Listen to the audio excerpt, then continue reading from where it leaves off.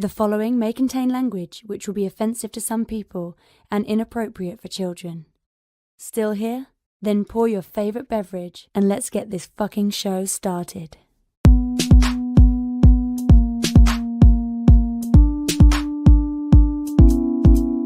Fantastic Forum, assemble! You're watching Fantastic Forum, the premier show about comic books and your live weekly conversation about entertainment and geek culture. We are the Fantastic Forum coming to you live and direct from the Hall of F. Hope you're having a wonderful morning, afternoon, evening, or night, as the case may be, depending on where you are in the world. And if you're not, you should stick with us. Well, if you take it up a notch. Yeah, the usual suspects in the building. First, he is our riddle inside of an enigma trapped in Chinese finger cuffs. You don't know him. You love him anyway. He's our silent assassin, Jay. Hey, what's up? Jay, why you look like you about to have, like, you look like you're in a lineup right now, Jay. You just need the stripes behind you. You look like you're the guilty one in the lineup. Like oh man, I hope my background is plain. Oh man, I just look. I hope you get away with it, Jay. I want you to be free. I will say you're peaking a little bit. Oh, am I? Oh, geez. Yeah. Just back it up. Back the mic up a little bit. He meant adjust your shorts. Oh, jeez. Okay, I'm gonna leave that right there, and hopefully that'll make it better. Anyway, next, he is our intrepid senior reporter. He's next in line for the cowl. He is our resident Dark Knight detective. It's Oz. Now it sounds like you're in the bathroom. Oh, are you serious? A little bit. I took it too far. What do you do in the middle? Hold on. Well-tuned machine. This is what happens when Mo isn't here, huh? This is it. Look, I thought you knew. Okay, how about now? Do I sound like I'm in the bathroom right now? Yeah. You sound like you're like halfway in, but like you're in the middle of the bathroom and the corridor. Okay. Like you're just trolling us at this point. Oh no, I promise you I'm not.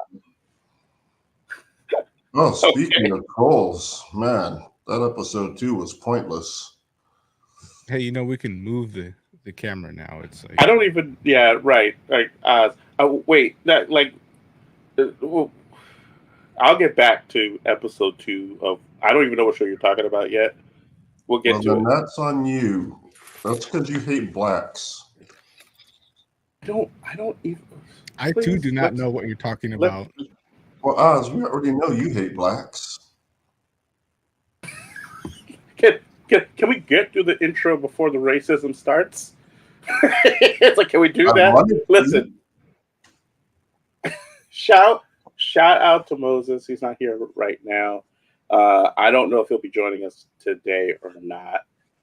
But we're wishing him the best to him and his friggin' pet babies, because they're going through a little bit. So if it's possible, he'll be with us. But if not, then he'll be with us next week. So yeah, shout out to Moses Magnum. So with all that said, we got a great show for you today. We are going to be talking to you all about Dagon. We're going to be talking to you all about which. Wait, say that again? Dagon? Isn't that how you say it? I heard you differently. Oh, okay. I don't know. Like, I thought Dagon's how you say it. So, which you might be saying to yourself, "What is Dagon?" It's a 20-plus-year-old movie, Spanish horror film. Spanish. Fantastic. Yeah, is it in Spanish? No. What did you watch?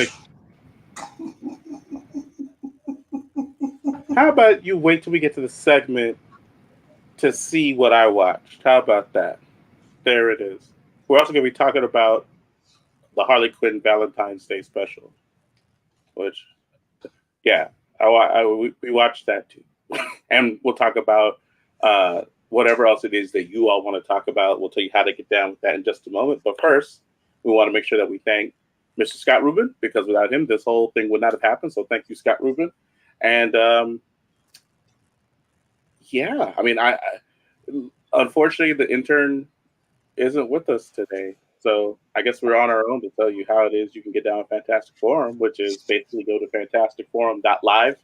If you want to be the fourth member of Fantastic Forum, you can hit the call in button and talk to us about whatever else you all want to talk about, or you can just go there and jump on to watch us on YouTube, on Twitch, and if you happen to be on either one of those, you can go ahead and chat with us. We'll take your comments directly out of chat and bring them into the show. Jay, we don't have any witty chat comments yet, huh? No, I can pull a witty chat comment from our Discord. If you like, but you don't have to do that. It's okay. Look, chat will come. Yeah, like people are watching. Let them watch. It's okay. So, yeah. But either way, whether you're watching on Twitch, whether you're watching on YouTube, welcome. We're happy that you're here. And if you're watching on Discord, you got to show us how to do that.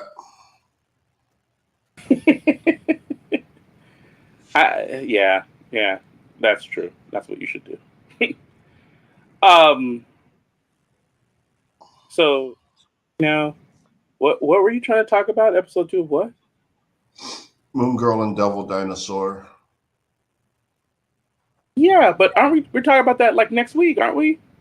No, we're talking about it today in order to appease Tiger Claw. Why are we appeasing Tiger Claw? Because he's like our number one fan. And is he on right now? Listen, I promise you, Heck will fight you for that. I promise you, Heck will fight you. I mean, he can, but just look at our Discord. See who's contributing. See. Is it Heck? Oh. A little bit. Dang. Dang. Okay. But Tiger Claw's hitting us with the music. He's hitting us with the comics. He's hitting us with the collectibles. Listen, I can't. I can't say he is hitting us with the Marvel Lucha Libre, which is awesome. Right.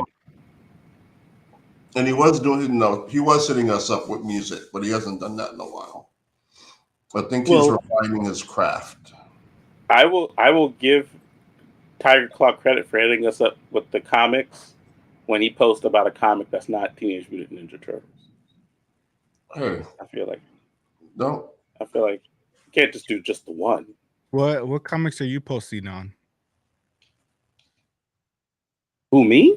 Yeah. I posted a couple of different books in there. In the mid-90s.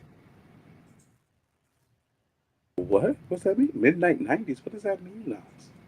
Mid-90s. Don't make fun of my accent just because you hate the brown. The mid 90s? Look, there's nothing wrong with mid-90s comics. Those are pretty awesome books. But I post about contemporary stuff too. Don't get me wrong. I get it. Like, Tiger Claw is a big Ninja Turtles fan, so that makes sense. Like, I'm a big X-Men fan, so I post a lot about X-Men comics. But I post about other comics too. Well, he's also been posting a bunch of James Gunn stuff. Right. Yeah, no, Tiger Claw's there for the multimedia stuff. He's a wealth of information in that regard. That you have to give him. So, hence him talking about Devil Dinosaur or Moon Girl and Devil Dinosaur. So, well, what I will say is this: I still need to watch it. So, I will do that, and I'm looking forward to the conversation that all of us can have on it. But if you want to tell us a little bit of what you think in just your initial sampling, Jay, I'd like to hear it. Okay, so Moon Girl and Devil Dinosaur, it's interesting. it's like almost completely different from the comic, of course, because why would it be like the comic? Right. But for the most part, it's fine. It's a little too upbeat, hyper active. Like they could have toned it down a little bit, but they do also do a lot of interesting things with it. Stuff that they did in Miss Marvel that didn't work works here really well.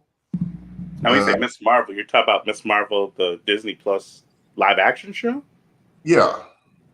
Okay. Like with the art stuff in the background and the phone stuff. Looks much better when it's animated. Okay. It's like an animated thing. And it's decent. Like the Moon Girl, it's really tropey. Not taking too many risks. Like I think they take one risk and it doesn't like pay out. They just kind of forget about it at the end. But overall, it's decent for the first episode. And then the second episode comes and it's like pointless. Like in fairness, decent energy, but just the villain and the conflict are just really bad for the second episode. In fairness, it is technically like hey, what's up, Mother 3, 1976? Hello, what up? It is geared towards children. Like it is like on like the straight up Disney Channel, which I was talking to Joe. And he will hear none of it. Jay was like, "Meh." He's like, I brought up this subject, and guess what? Whatever you have to say about it, I'm out. I thought we were gonna wait till next week on that. Yeah, dude. Listen, it's not even on the picture behind us. Hey, Jay's gone rogue. Jay's like Tiger Claw. Tiger Claw is in charge of the showdown. So,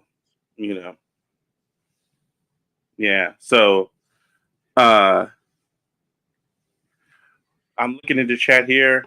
Expo 0. How do I get on the panel? You go to fantasticforum.live and hit the call in button. You can do it like that. Father of 3, 1976 says, "What are y'all chatting about?" Right now, we were chatting about for a hot second. We're chatting about Moon Girl and Devil Dinosaur because this is a show about comic books. So we're talking about a comic book animated series for a hot second, even though Jade's jumping the gun. So, yeah. Also, one thing I didn't mention is the music is pretty decent. Like, it's pretty good. Not Kipo good, but pretty good. I think Raphael Sadiq does the music for the joint. So, that's, a decent pedigree. So, Mm-hmm. It looks like we do have a caller. Let's see what's going on here. Oh, maybe that. Oh, you got to connect your mic and camera, it says, before we let you in the studio. Yeah, you got to put in. There you go. There it is.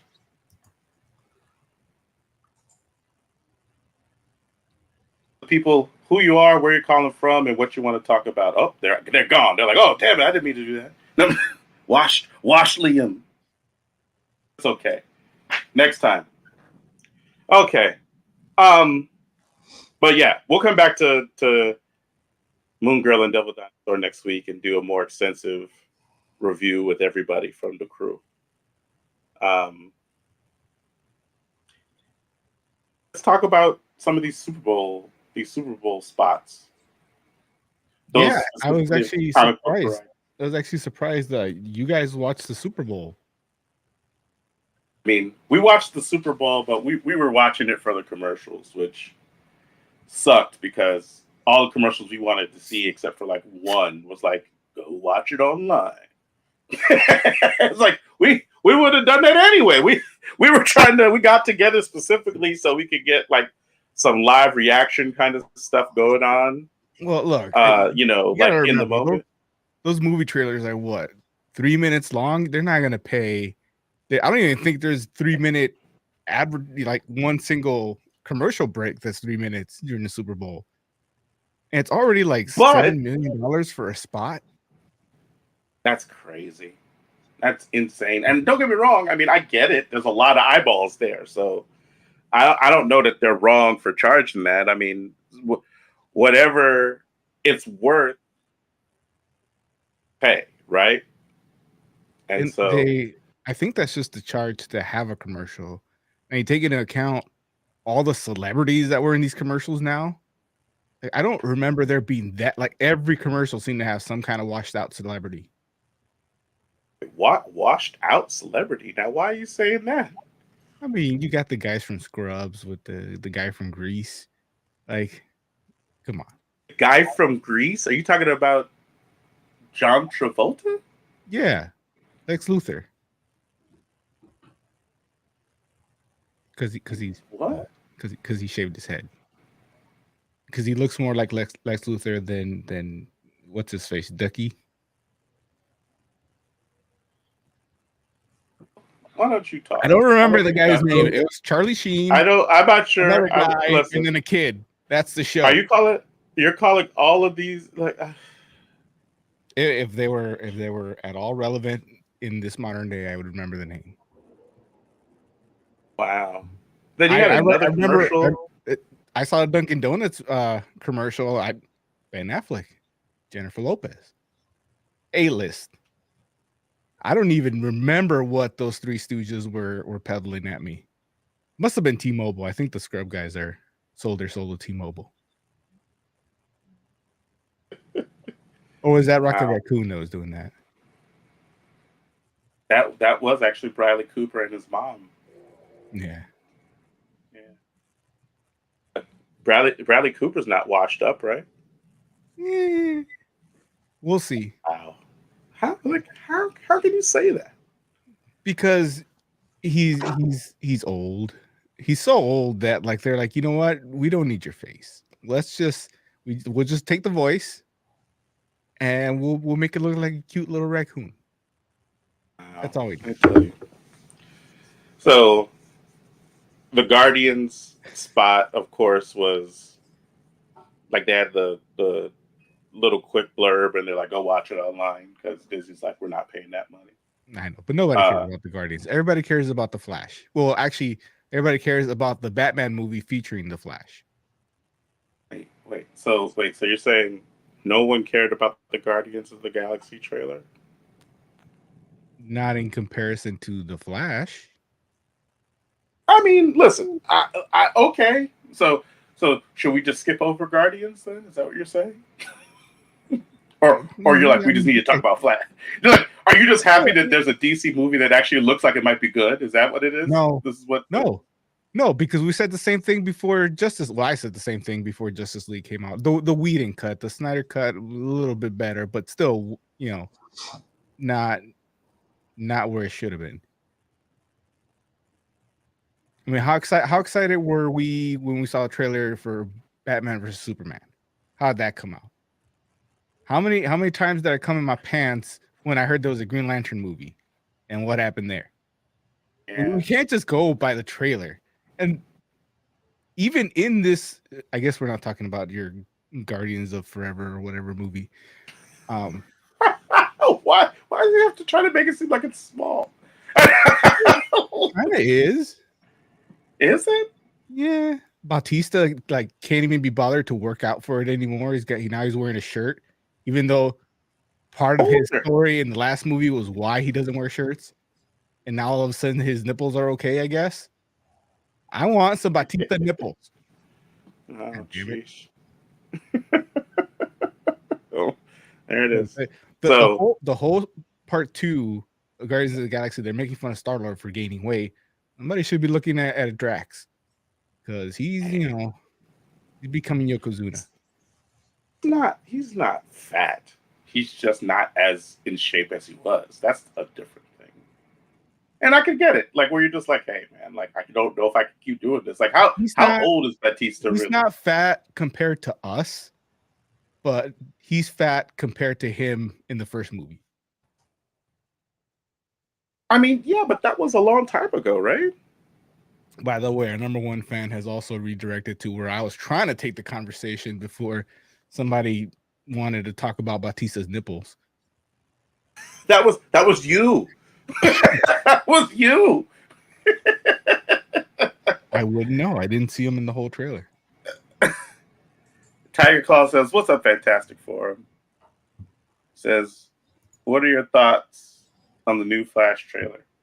Okay, look, Oz, we're gonna hold for you. Jay, what are your thoughts on the new Flash trailer? It look good. Like, it looked better than I thought it would be. Like James Gunn's hype might be appropriate. Okay. Oz, what do you think? James Gunn's hype is nowhere near appropriate what this trailer showed us, because according to James Gunn's hype, this is the greatest superhero movie ever made in the history of the universe. No, it's not. Look, they've been working on this movie for what, 9 years now? 9-10 years, something like that. It hasn't really been that long, has it? It was around the Man of Steel was like in 2013, I want to say, maybe 14, maybe give or take. And they weren't they already thinking about the Flash? He was definitely cast by the time Justice League came around. And how long ago was that? That's at least 5-6 years, right? Yeah, no, I'll give you that. Yeah, crazy. So they've been working on this movie for that long. It's been changed around a lot. This is one of those movies that's been worked and reworked, and new director and new writer. And I mean, we saw that with the Justice League. First of all, Homeboy does not look good in that outfit. Like the first shot of him, like his Ezra Miller. Yeah, his head looks like disproportionate to his body. Like if the head was missing, the costume itself looks good. I like the way it looks, but the way he's standing, like he's doing this thing where like it's just weird. It doesn't really like. I actually think the Power Ranger outfit fit him better than this outfit. Can you get us a still of Ezra Miller in the new outfit? Thank you, friend. Okay, so you think like his head is disproportionately large for the body. Yeah, and it could just be the way they CGI'd the outfit. They might have made it too small. Or maybe that is his awkward body, but he looked a lot better in the Power Ranger outfit. Why are you so hard on the Power Ranger outfit was like an actual suit that he wore, right? This is not an actual suit, you don't think? No, that you feel like this is all CGI? I'm pretty sure the entire outfit? I want to say yes. I think they Green Lanterned him. That's crazy. Because don't get me wrong, I definitely agree with you that they're. Say what? If they didn't, then that's just the way Ezra Miller looks in that outfit, and that doesn't help him. And speaking of the CGI, some of the CGI scenes in this trailer looked horrible. Supergirl punching the guards looked like rubber, looked like chewing gum going across the screen. It is the trailer though. Like it's a trailer they've been working on for like almost a decade at this point. How much time do you need? Okay, listen. I don't know why I'm the one trying to defend. It took Zack Snyder 2 months to I don't want to say improve on his goofy the horny dude. What's his face? The villain. I don't want to call him what they call him.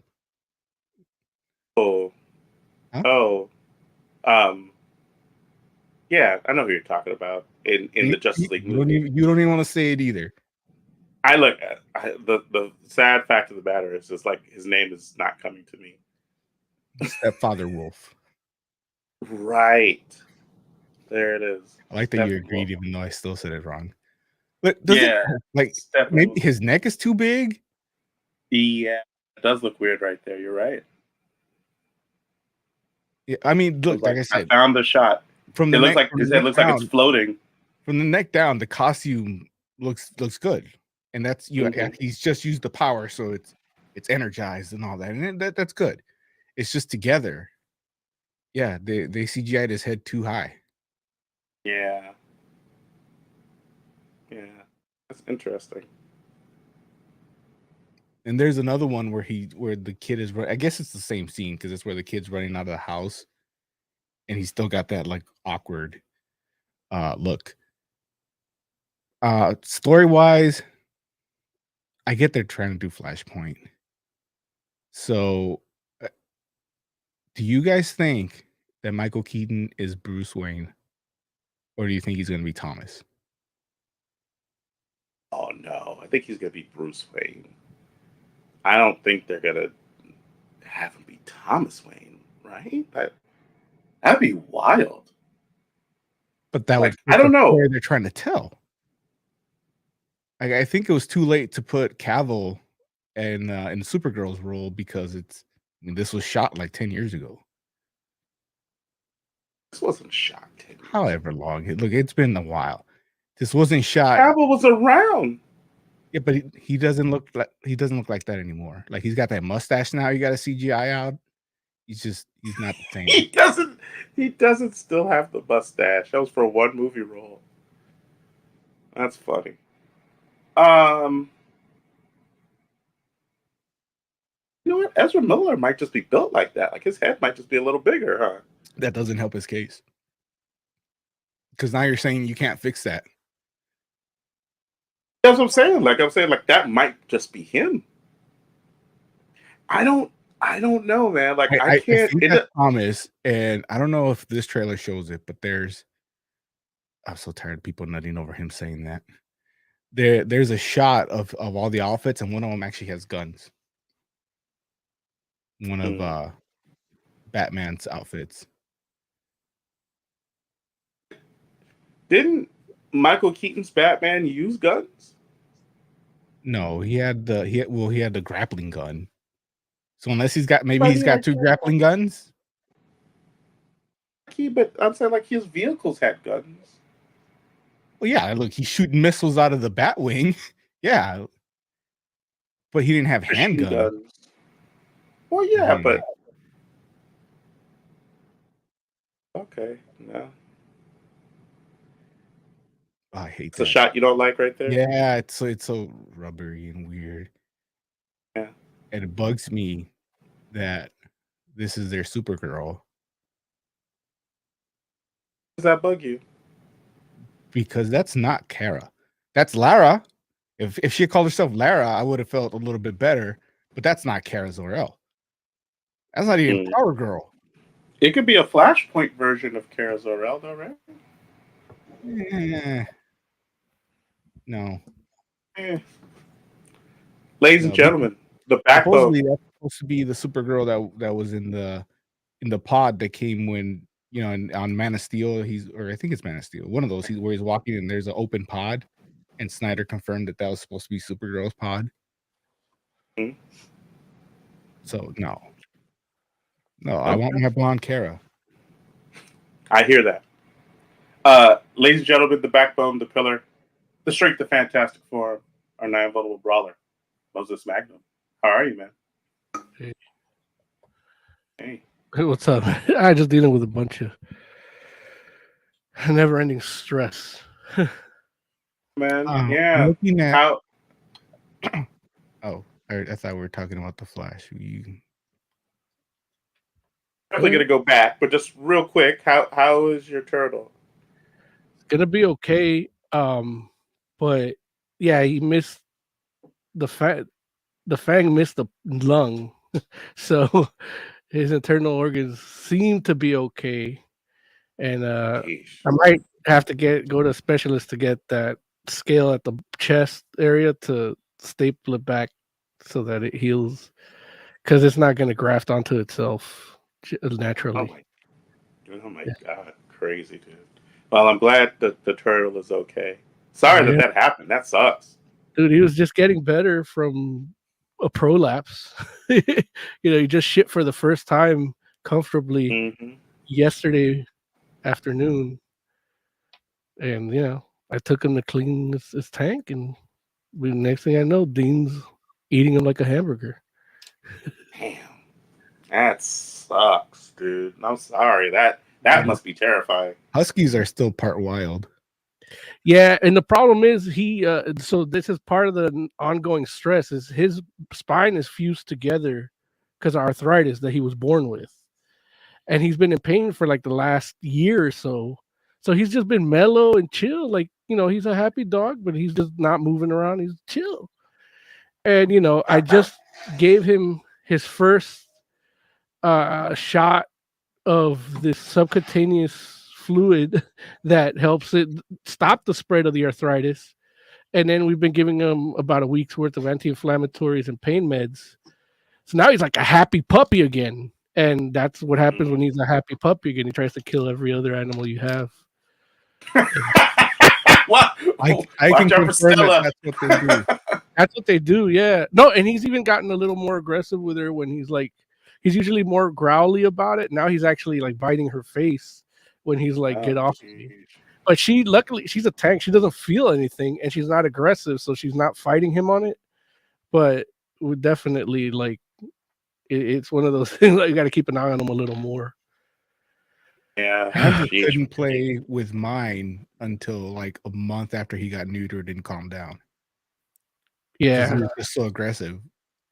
Like he would try to use her as a chew toy, which is probably my fault because I like pretend I'm fighting him and he'll like grab me like I'm he just yank you off your feet. You're like, God damn. Yeah, he grabs my arm like I stole something. I'll leave it at that. You're like, release. But he speaks Russian. I don't speak Russian. Achtung. That was my day. You know what's fucked up is I left work early to clean this tank because I didn't want him to sit in the filth, especially with him, just recuperating. And with I even like a couple, I thought I was going to be late for the show because I had a couple later appointments than I'd like on a Wednesday, and canceled or postponed. And I'm like, you know what? Let me leave a little early so I could get this done because he could get some sunlight and everything. And 15 minutes later, boom! I'm like, I should have just stayed the fuck at work. Yeah. Sorry, man. It sucks. Real quick, Tiger Claws in chat chiming in, talking about our rat terrier pup. Every time I go outside, he tries to bite my leg or at my feet all the time. Watch out for that. Yeah. Watch out for that. He's making sure you're walking in the way you're supposed to. Like, that's his job. So, Mo, just to catch you up, we were just talking about Super Bowl trailers. We were actually talking about the Flash. Oz, you were about to make an additional point about the Flash trailer. What were you going to say, friend? I was just going to point out that Tiger Claw in chat asked us if we think the movie will end with Michael Keaton Batman giving the Flash letter, giving the Flash a letter for the sentence structure is just blew my mind right now. But we get what he means. The one Batman sends a letter to the other Batman, and that would be perfect if he's Thomas Wayne, which I still think is a high possibility. But I think it's been said that the Batman at the end is going to be someone else. I hear a lot of people speculating on what actor it's going to be, but they're casting a new Batman.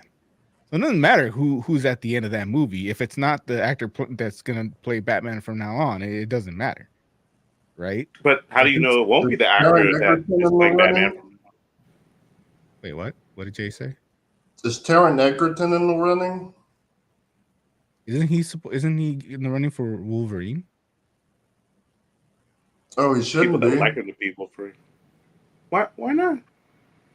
He would not make a good Wolverine. He's too young. Oh. Why is he too young? Wolverine's not old. But he ages slower than people, so he should be a little like 40, 50. He's 33. Ah. Yeah, that's too young. Ooh. Yeah, like he has a young looking face. Like, don't get me wrong. Like, so does Wolverine. I'm not saying that he's no, and that's I feel like he can totally play Wolverine. Like, how old was Hugh Jackman when he first played Wolverine? Like 60. No, Hugh Jackman was young looking too, and don't get me wrong, he has a bit more of a rugged thing going on than And that's what, but it should be Scott Eastwood. that's the dude from whatchamacallit, right? Is that the Letterkenny dude? No. Oh. Then No. Scott Eastwood is the guy from El Diablo. He was 32. There you go. But don't get me wrong. Just looks like an older Taron Egerton. Like he should be Sabretooth. Wolverine and Sabretooth should not look alike. He's also taller. So yeah, he should be Sabretooth. And Egerton should be Wolverine. It's perfect casting. How did we even get to talking about Wolverine? It's my fault. That's true. What? Oh man, that's hilarious. But listen. Oh, right, because you said that they were Jay asked if Taron was playing Batman, and it was like he was casting Wolverine. Got it. Okay, that's how we got there. So he could be Batman. Like he could totally be a good Batman. Like that guy can act. No, he should just be Wolverine. Chin, huh? He should just be Wolverine. The Letterkenny guy, I think, would be a good Wolverine. I like it. I don't like. He doesn't look like a good Wolverine, like with the jeans and the flannel and the just quiet, like, and then fighting all the time. Like he just doesn't fit as Wolverine.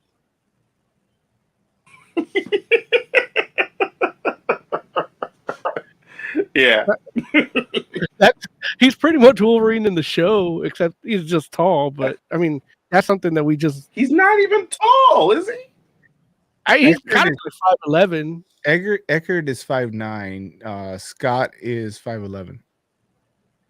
What about the dude from Letterkenny? What's his name? Letterkenny.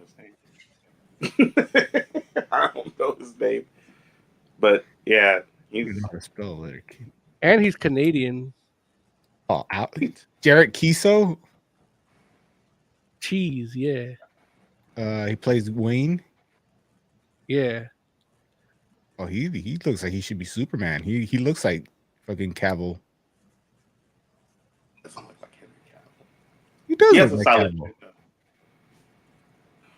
I don't think so. He is. It doesn't say how tall he is. He must be short. I'm pretty sure he is short.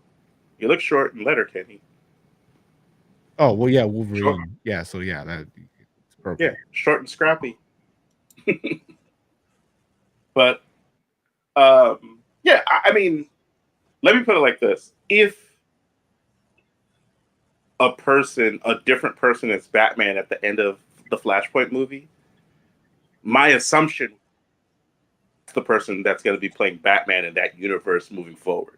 Right, but the rumor is that and I think somebody from the production team confirmed it. It's a previous Batman actor, so everybody thinks it's home dude from the Nolan movies.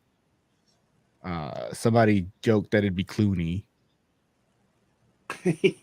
but they think it though. Of course, yeah. Of course not. Wait, so they think that it's going to be whatchamacallit? Christian Bale? Yeah. Christian Bale, yeah. Yeah, because it's like a cameo or something. I don't know. People are dumb. But He if you wasn't don't good. put no, Christian Bale was great, but you don't put Christian Bale at the end of a movie just as a cameo and nothing come of it. Like if you're not if like he's not going to be in one of those movies a little bit, not to say that he's the new Batman, but which would be crazy. Like that would be crazy if the Batman in that universe was. But it doesn't have to be Nolan's Batman. It could just be Christian Bale playing a different Batman, technically, right? Man, do you guys think? I don't think he would do. Do you guys think the fact that when he meets his other Flash, that oh, you stole my face scene, like he's wearing all yellow with yellow headphones, like he's Reverse Flash, right? The variant. That didn't occur. Long hair Ezra Miller. Or nobody thought that might be Reverse Flash. I didn't. I did. Well, yeah, because you're a smart and a handsome and powerful man. Wait a minute. Whereas these other two that don't know comics would never, like, they still didn't even know why Thomas Wayne would even be in this movie. Well, I didn't comment on that part at all. So, but I could tell you why he wouldn't be in this is because DC sucks and they would do something stupid like not put him in the movie. Tiger Claw's pointing out that this was written and shot before James Gunn took over. But I mean, it's changed so much. Henry Cavill was in it at one point. So just because just because it was started a long time ago doesn't mean they can't. Is this movie worth Ezra Miller's bad behavior? I've always hoped that at the end of it, he would come out of the Speed Force and it'd be the new actor. I think that's probably going to happen. I don't know. Like, he's been behaving lately. I haven't heard him. Why even take the risk? Like, especially considering that you have the perfect setup to cast a new Flash. Like, I agree with you. Plus, he's getting old. Like, they've been sitting on this movie for so long. He's he's already aging out. At least to do like another trilogy or another couple movies. I mean, listen, I'm not even talking about time. If you're going to reset the universe, it'd be a perfect time to replace him too. Yeah. So, but no, I wouldn't say that the movie's worth the bad behavior. Like, like I could go without a Flash movie if it would make Hawaii a safer place. less Ezra shenanigans. You know what I'm saying? Like, I could, don't get me wrong, not saying forgo a Flash movie forever. I'm just talking about this Flash movie specifically. Even though I don't know, to me, I was like, it looks good. What do you think, Mo? You haven't really gotten the opportunity to tell us your thoughts on what you saw. I mean, it looks good, but it could go sideways. Like DC has that effect on me. So even like looking at Batfleck in that suit, the blue and gray, like I see what they want to do with that, but why make it look like that? So it's just it could maybe there could be a redemption for Batfleck, but who knows? Like, yeah, I don't have a lot of faith in it, but it does look good. Oz's rant about how many times he's been burned by good-looking trailers from DC. Yeah, especially no, that's how it is. It's hard. It's hard to trust again. Yeah. Like, I'm are there any other Mania like stuff? What are you mad at Quantumania for? Because they didn't really have a trailer. Oh, you mean at the Super Bowl? Yeah, like it was just a Heineken commercial and a shitty commercial at that. I'll give you that. But all the trailers have come out already. Like, the movie comes out. The movie comes out like literally like tomorrow. Yeah. So they don't have like the superhero. I mean, superhero. They don't have the Super Bowl hype thing to do just because They probably don't need it. And yeah, yeah, I guess I just wanted one more thing, like I don't know, Reed Richards or something. no, I hear that. Like, yeah, I hear that. Because this movie is, I mean, well, we're not talking about the movie, and they didn't even have a trailer. But yeah, that was it about the Quantum Mania. Yeah. So, anything else we want to mention before we get to our topics at hand? Yeah. There was one commercial that ABC, I think, didn't feel like paying for, so they just aired it after the Super Bowl.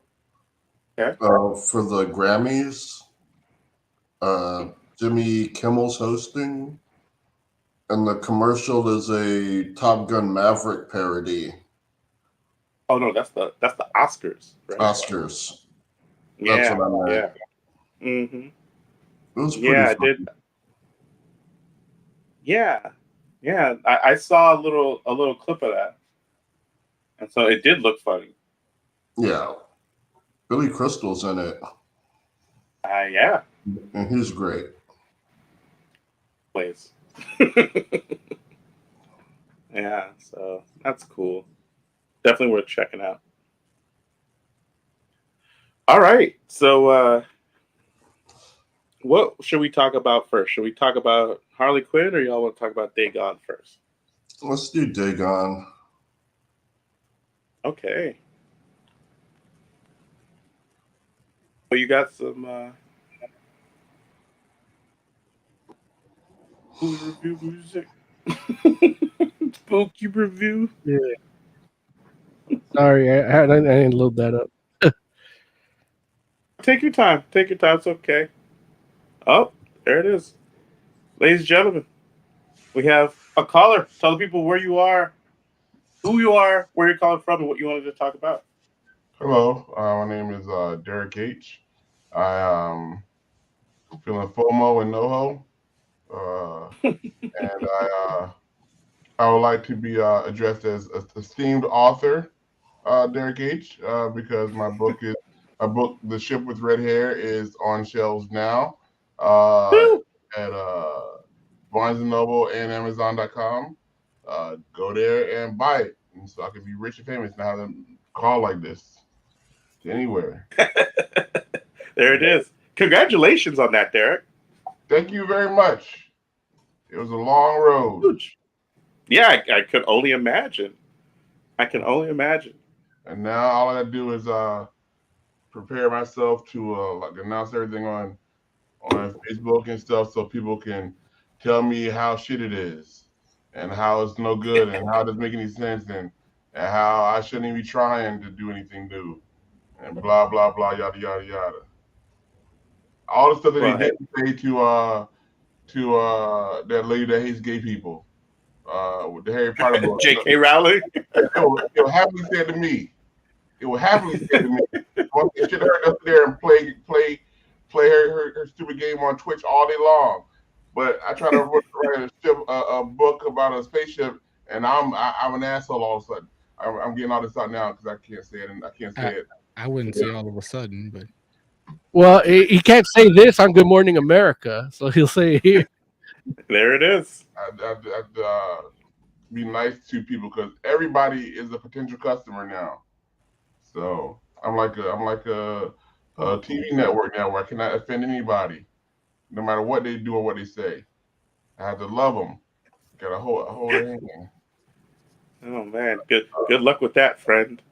Yeah, thank you very much. Thank you. I want to say I don't understand why white people get away with so much stuff. Because that poor little black girl in Black Panther didn't want to get somebody to stick a needle in her arm. She's like, I don't want to do that. And they kicked her off the movie. Just like that.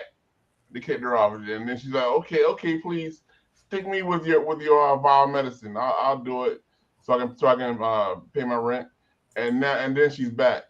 but Ezra Miller can literally kidnap people, hold them hostage, and they're like, we might have to push your movie back a few weeks, Ezra. It doesn't make any sense. Y'all saying, oh, is this movie not to forgive him? No, it's not. He is a criminal. He should be in jail. I don't understand how he's not in jail right now. He should be in jail. I had a theory that it's because it's not that he's white, it's that he's like non-binary and he's like playing that. He did that because he got caught. Please. Right, but I think that's why they're going easier on him because I don't know, if he was a little too white, maybe they would cancel it too. And by too white, I mean like more Alex Jonesy. You know what I mean? Derek. Hello, Mr. Reader, Jay. Is there a digital version of the book, or is it just paperback? Right now, currently it is just paperback. Soon, if you can hold out, there will be a digital and an audio book later down the line. But if you can't wait, you don't have to. If your eyes can move, then you can just move your eyes back and forth across the pages, and then you'll read it. You'll get all the same information. The same way you do in the comic books. Works the same way, except with no pictures. But also, if for the real Derek H fans, the esteemed sci-fi author Derek H, we've already been reading it digitally before, right, Derek?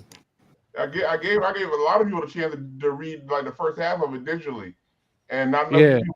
So I was like, "Screw you, then. I'll keep writing it by myself and just send it to my editor." And that's exactly what I did, and it worked. I still have my digital copies. Nice. I printed them. I don't read physical comics. They're icky.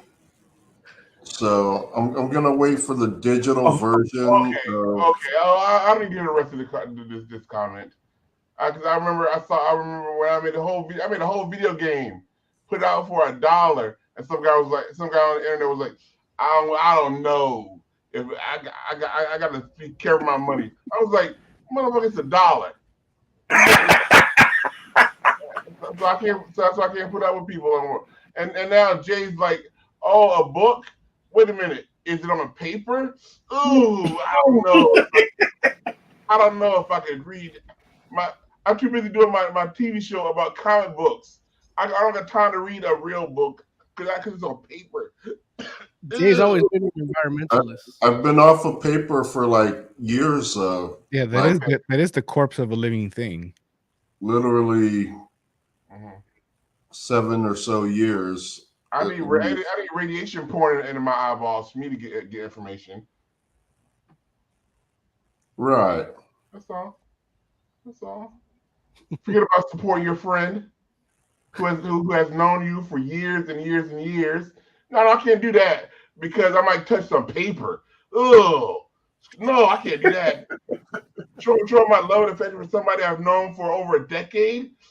Wait, do I got to touch paper to do it? Oh no. I don't know. Right. Would you touch the menu when you came? Oh, I want to order something, Derek, but those menus have paper in them. Oh. Now I don't know if I mentioned this on the show, but about maybe 1 or 2 months ago, my entire apartment flooded, and everything that was made of paper was like fucking ruined. So my decision to collect digitally has been justified to me. Just because of that, just because you got burned by paper once, you will never touch paper again. No, that was my third paper burn. Okay. So that next time you go to the DMV and they hand you a form, oh wait, this form is on paper. You can do that online. My iPad, so I can fill it out first. I shit you not. Okay. The DMV makes you use a tablet to fill out forms. Okay. Right. That is not a joke. Like I recently, I got a car. Mo gave me a car, And when I went to the DMV, they didn't have any paper. They were just like, "Oh, you have to go over there to the tablets and enter all your information." Well, screw me for having paper still.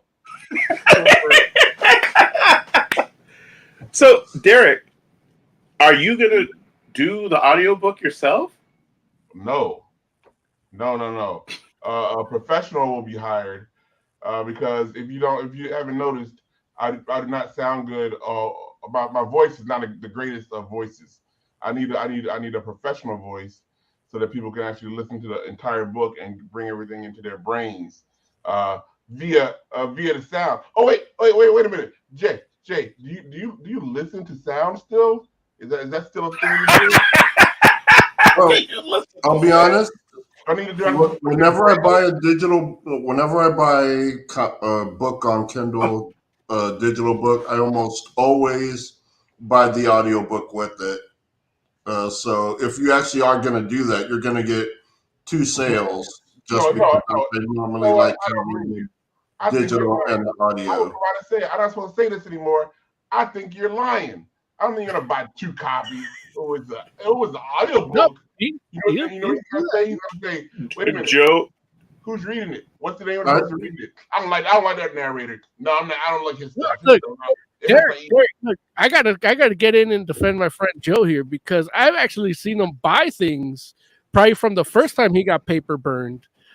Just because he wanted to have it, or even like he bought games that he bought digitally, and then wanted the physical copy too, and then bought the digital copy again. No, Jay buys things twice all the time.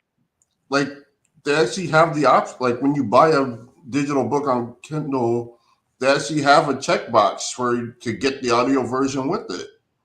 It will eventually, in a few months. This stuff takes time. So I'm just saying, you got yourself a couple sales when that happens.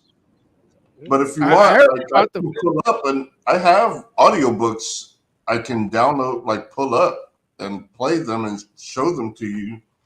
Mm-hmm. I did The Cabin at the End of the World. I have that and the audiobook. I've got a bunch of Star Wars. All this is doing is audiobooks. But when the audiobook does come out and I send Joe an email saying, hey, the audiobook's out, he's like, I don't know, man. Dude, I'm already saving. Like, I know your book is like, it's like 16 or 18 bucks. So if I round up to 40, I've got it. I'm ready for your book to come out. Okay. 40. Wait a minute. 40.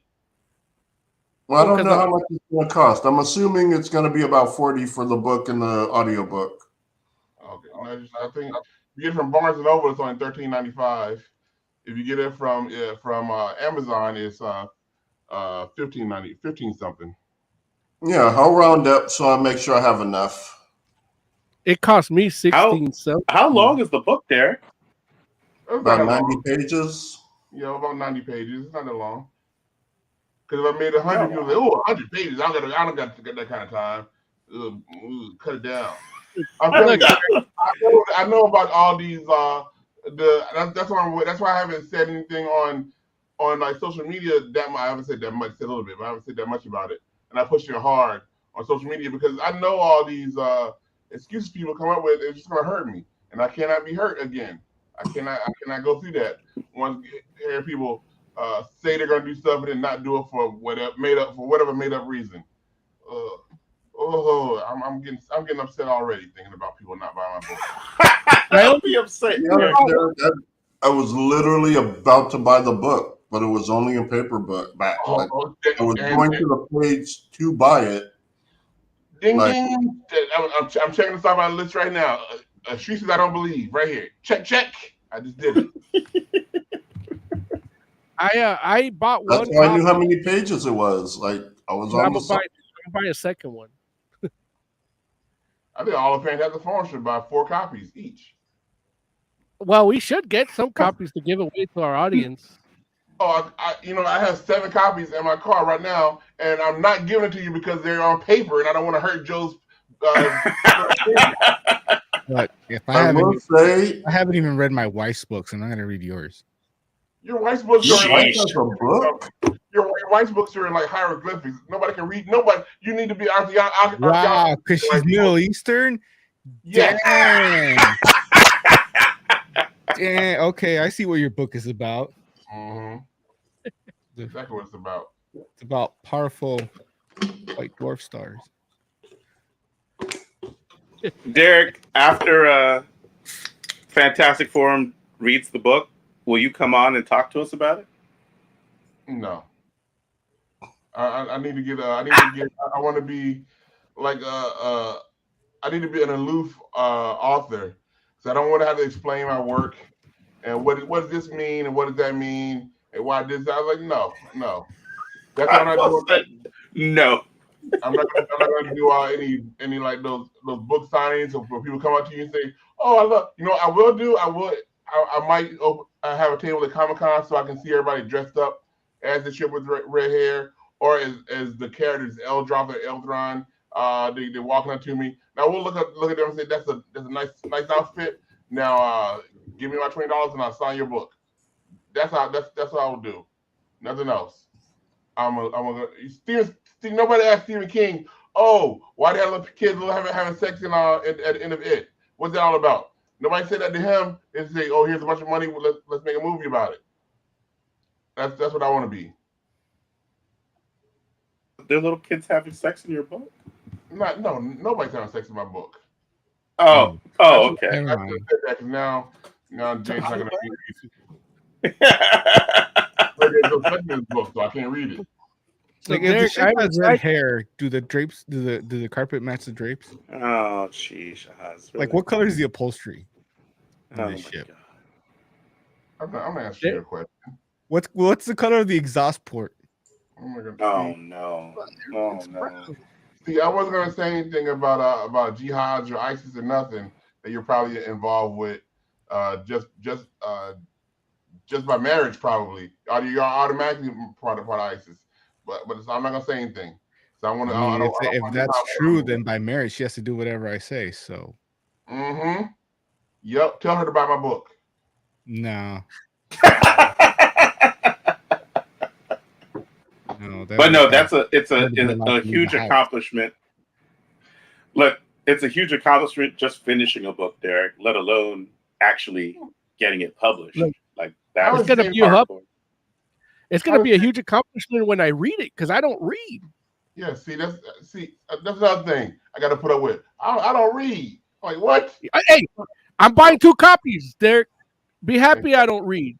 I'm buying one for me and one for the shop, so people that do read can read it. I'm like, oh, thank you very much. I got to learn how to just say thank you to people because I don't want to lose any sales. Dude's buying 2 copies and you're complaining he won't read it. Yeah, no, I'm gonna read it to review it on the show. How does James Gunn still have a job? He's got a movie coming out from Marvel, and he's like out there telling people about the wait for all this goofy DC stuff. Like, how did that deal work? Like, where he's the head of DC, but he's still work. I'm sure he's still on the contract with Marvel, correct? No, I don't think so. He has to be doing. They have him in this contract where he's doing what do you call that stuff? Promotions. I haven't seen him do any promotions for Guardians. No, I think he's done. That's why he could take the DC job. I didn't even see him promoting the Christmas special. Just on Twitter, that's it. No appearances, no nothing. No, I think he's out of contract. And don't get me wrong, I'm sure that if he wasn't like the new head of DC, he probably would have been promoting Guardians, like, coming up. But I think Marvel at this point probably isn't going to want to, have any kind of brand confusion type of stuff going on. I don't know why this didn't hit me earlier, but he said The Flash is the best superhero movie he's ever seen. Dude's made like 5. Yeah. Wow. And Quantumania is rotten now. I just heard today. Nobody likes rotten. Yeah, on Rotten Tomatoes, it is currently rotten. What percentage do you need to be rotten? I don't know, like 20% or something. It was in the 50s the last time I. How much more rotten is it than Dagon? Oh, excuse me. I'll let you guys get back to your book. Oh, it's a book. Hopefully it's not on paper and ink. That them only 20 minutes when you get to read it. So I'll let you guys go but thank you for letting me talk a little bit about my book, which is very good. It's a science fiction book about a spaceship that almost destroys the entire human race, called The Ship with Red Hair. You go to theshipwithredhair.com to find out how you can get it. It is very good. And that's all. Thank you very much, everybody. Fuck Ezra Miller. The Ship with Red Hair.com. Thanks, Derek. Thank you very much. Love the show. Bye. The check clearing is all the things I need. So it has a 69% tomato meter and a 56% audience score. Wait, what are we talking about? Dagon. Oh, I was looking at Quantumania. I was like, wait, that's not the number I got. Okay. I was like, no one in the audience has seen it yet, right?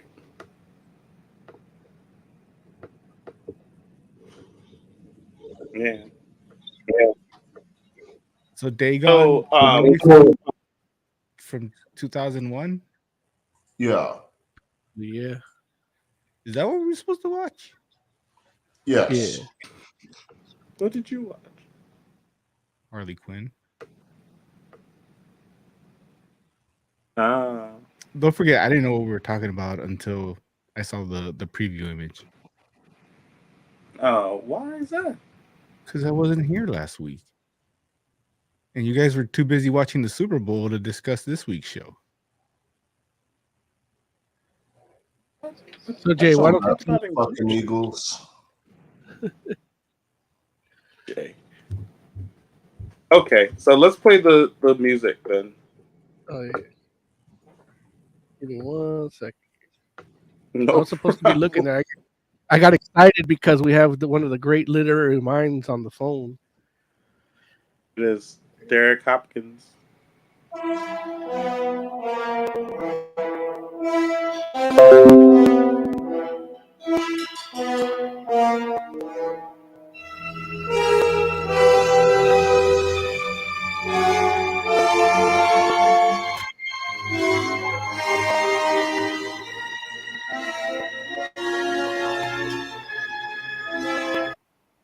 Yeah. The end.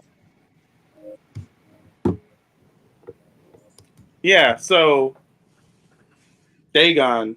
I did look it up. It is a Spanish film. Yes, it is. Yeah, but it's in English. Right, but it's right, which I thought was strange because I was just like, but I feel like isn't everybody speaking English in this joint? Like, I mean, and when I say that, I mean like people. Right, but I'm saying like I thought it was like I was at first I was wondering like, okay, was it filmed and they're dubbing it in English? But I'm like, no, that looks like they're speaking English to me. And so I was like, oh, that's different. Like I wonder why that's the case. But Jay, why don't you tell us about Dagon and tell the folks what it is? Okay, it's about these 4 people. Wait, what? Nothing. I'm sorry. I was just laughing at your reaction. Oh. So, yeah, it's about 4 people. They go on a boat trip and they're hanging out off the coast of Fishman Island. And there's a storm. One woman gets hurt. The husband stays with her. And so the hero, if you could call him that, what's his name? Paul. Him and his girlfriend go to Fishman Island to get help. And they meet the priest, and he's like sketchy as fuck. And Paul mentions how sketchy as fuck he is. And then he decides to leave his girlfriend with them anyway, as he goes out to go check on the dead people.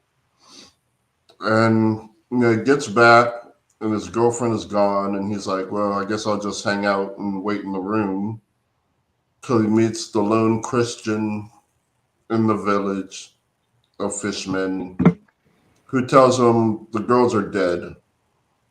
And he's like, well, then I should probably just leave. And he starts to leave, but then he finds the girls are alive, but they're like full of fish eggs. And he's like, well, I gotta save them anyway. And the Christian dude is like, dude, you're being stupid. And he's like, I know. And so he goes and he tries to save the women, but they're like, it's too late. And the princess of the fish people is like, dude, like, you're not one of them. You're one of us. And we're like supposed to hook up. And he's like, no, I don't think so. And he's like, yeah, you're my brother. Like, we're totally meant to bang. And then he has a dream about it. And he's like, oh, yeah, we are supposed to bang.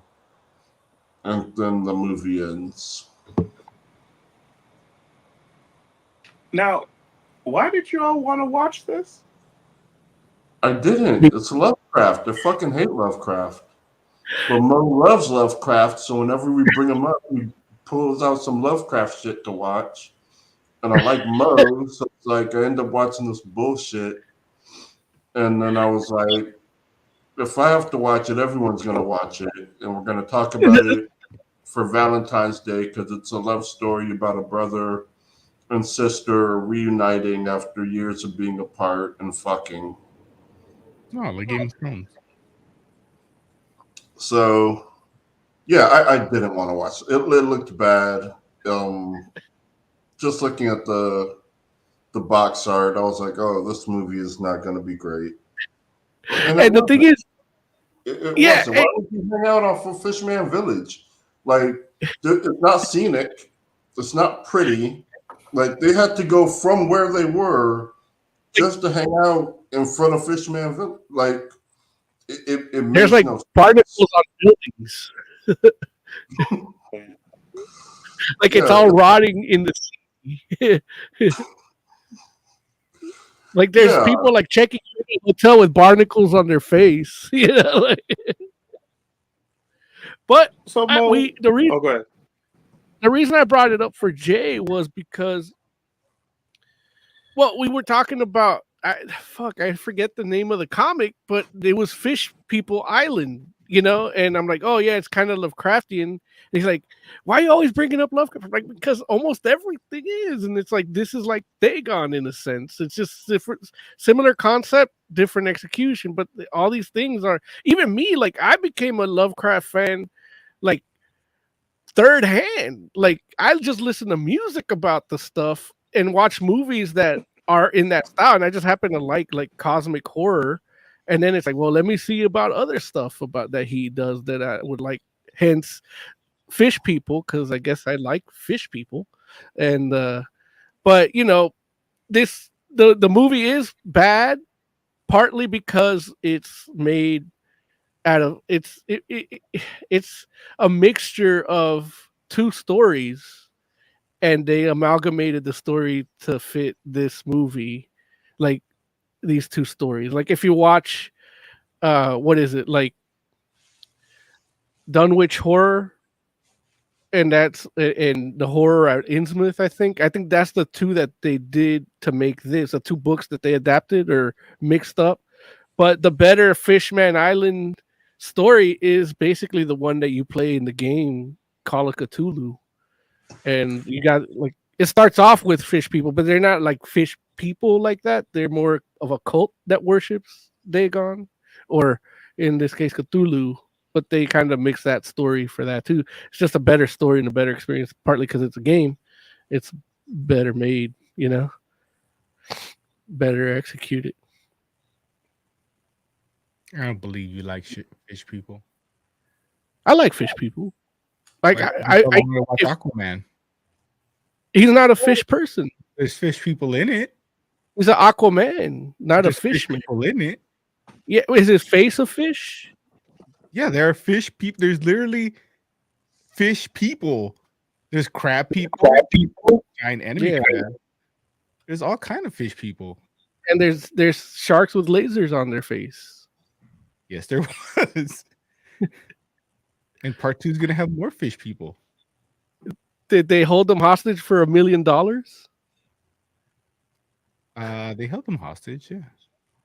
I don't know if they used dollars, maybe clams. I watched all of Aquaman I needed. All right, and that was like this opening scene with Black Manta and his dad. Like that's it. That was actually pretty good. Yeah, and it's like this movie's not gonna get better than this.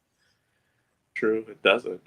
So I just turned it off. But yeah, ultimately, Larry, did you get to watch it at all? I did watch it. Yeah. And how'd you feel about it? Because I mean, I know you don't like horror movies, but I don't even think this would be like. It's almost like thriller, but it's not thrilling to most people. Like, for me, it's just watching Lovecraft in motion, so I don't have to read. But right. So you don't have to touch paper. No. And the thing is, the stories. This is the problem with the stories that they get adapted into stuff like this because, like, I think the Horror of Innsmouth is literally just a guy getting to Fish Island after everything's been escaping and just reading people's diary entries, and then he starts kind of going bad, and then he discovers the Dagon. Like, he was like the whole time they left breadcrumbs so that he could be the sacrifice or something, So it's like it's a 10-minute movie, Right. Like I mean, short story, short movie, right? Like But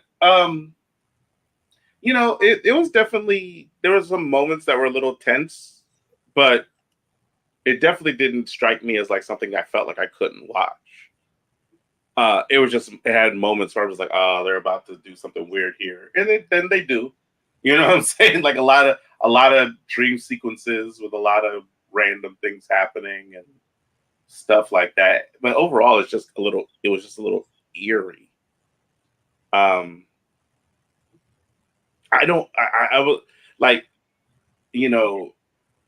I know enough about Lovecraft to understand, like, like people descending into madness is a huge theme of it.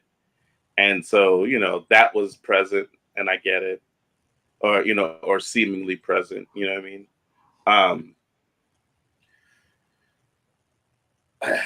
Yeah, I mean, honestly, like, there's some of, like, a lot of Lovecraftian concepts I think are really cool, especially because, like, like, I enjoy stories about both space and about demons and occult. It's just I can't necessarily handle all the visuals, and Lovecraft. Sometimes I guess it all depends on who does it. Like sometimes I can take it, sometimes I couldn't. The big takeaway for me from this movie from the beginning was just like, well, why does it look like this? Because I know it was like made in 2001, but it was shot on a single camera. Yeah, a single handheld camera. And that makes a lot of sense because I was like, this joint looks like it was made in like 1992, and I'm just like, why is that? Like, I don't understand what that's about. But the guy that made it had like retired from making Lovecraft movies, but he's like, I gotta come back to do Dagon. And really, yeah, because it's the same director as like Reanimator. I just, it's one of those things too where the primary cast, or actually, I won't even say the primary cast. It's Paul. Like, Paul's not great. You know what I mean? Like as an actor or a character? As an actor.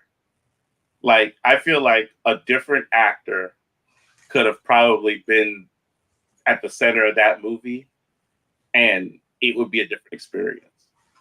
Where it's like maybe they could have pulled this off. And that's Ezra Godden. Yeah, but unfortunately, he's not a strong enough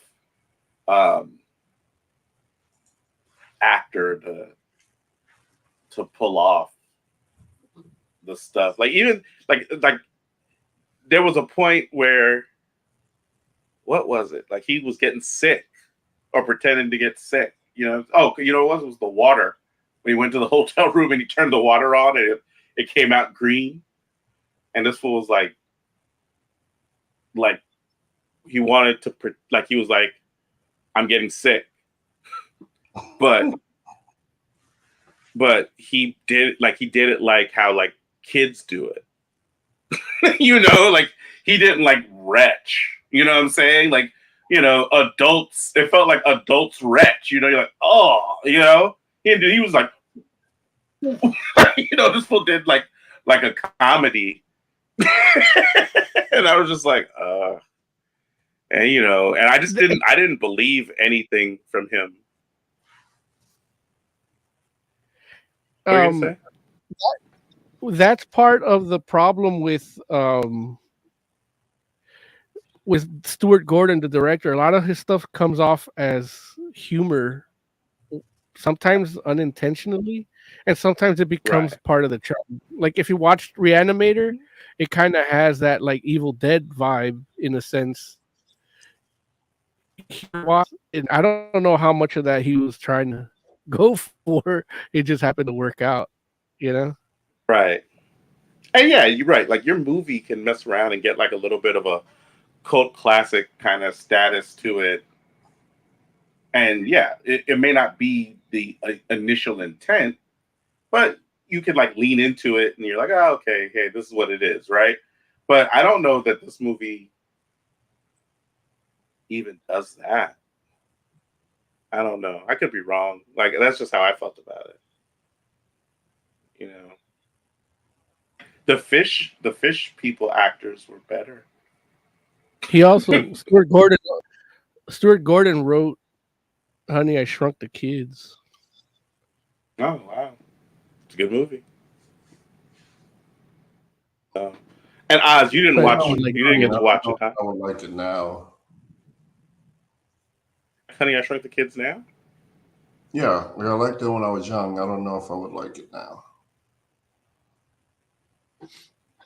Once you start seeing all the H.P. Lovecraft in it. Yeah, I think I'm out.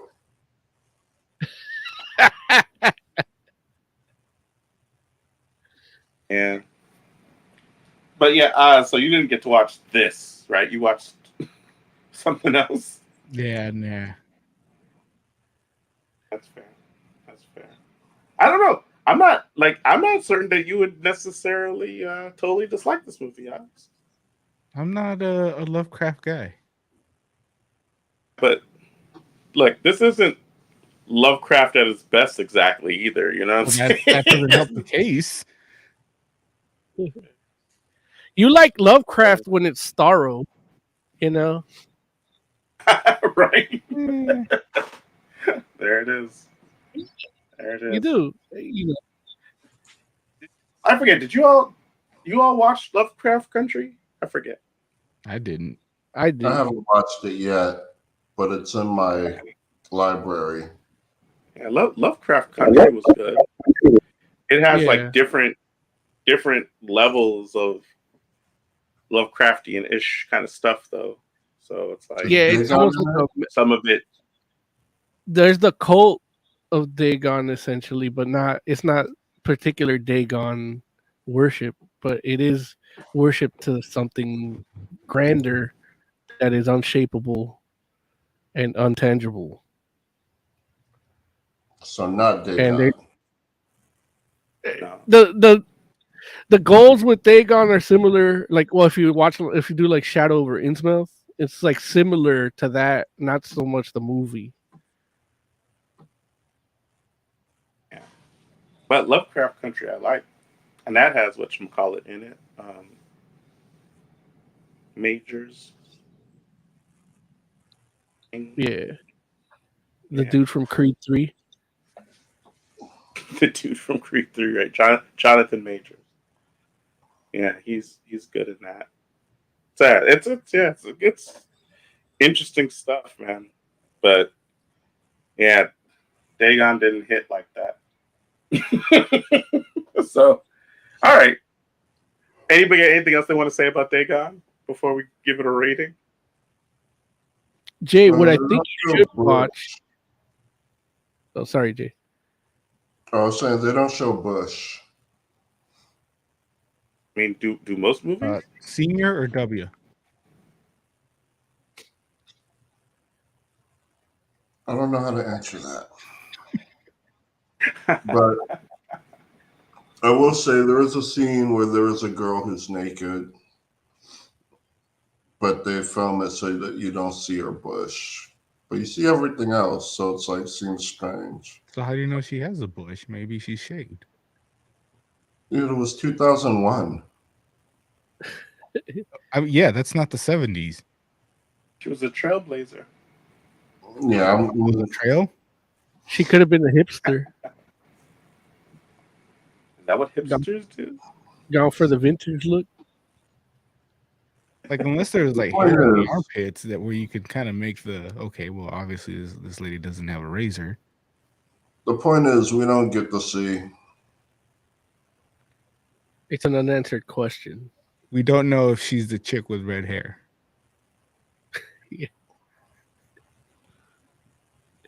All right. So, What were you gonna say, you rate it? Mo? I was just gonna try and trick Jay to watch another Lovecraft thing, but I'm not gonna do it. It's like Dagon 2, not without my daughter. You know, this movie does have like multiple titles. Yeah, So 'Cause like it's like- you could accidentally watch this twice.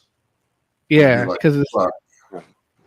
it's because if you look for like the Wikipedia entry, like you won't get it unless you put La Secta del Mar or the sect of the sea. Yeah, Right. Okay, good to know. All right. So let's rate. Yeah. I'll start if it's okay. okay. Yeah, go for it. I'm gonna give this movie a 3 out of 5. It's not good, but it's not like painful to watch. Like, yeah, it's not painful. It's fine. Like, if I was gonna take a nap, I might throw this on to do that. That's what they were going for. You know, I like putting on horror movies when I nap. So this would be fine for that. plus Dagon's influence really gets in your head once you're like in a REM state. And it's not interesting enough where I'd accidentally stay awake to watch it. What would you rate Dagon? That I'm with a 3 out of 5, maybe a 3.25, because I actually enjoyed the story. The movie is just not a great movie, but I think that story itself, or even the amalgamation of the two stories, had potential. And that's part of what, like, my brother, he's like, because he told me, watch Dagon, it's so good. Like, he likes the story, but he's like, then he's like, yeah, it's shitty, but it's good. Like, but then, like, when I'm thinking like that, I'm thinking, those movies, like a B movie, and this is like somewhere like independent garage movie. Yeah. You know what I mean? Like Right. college film. And when I saw that it's Stuart Gordon, I'm like, he has more money than to be doing it like this. But maybe it was a stylistic choice to create some of the tension and uneasiness and claustrophobia with just the one camera.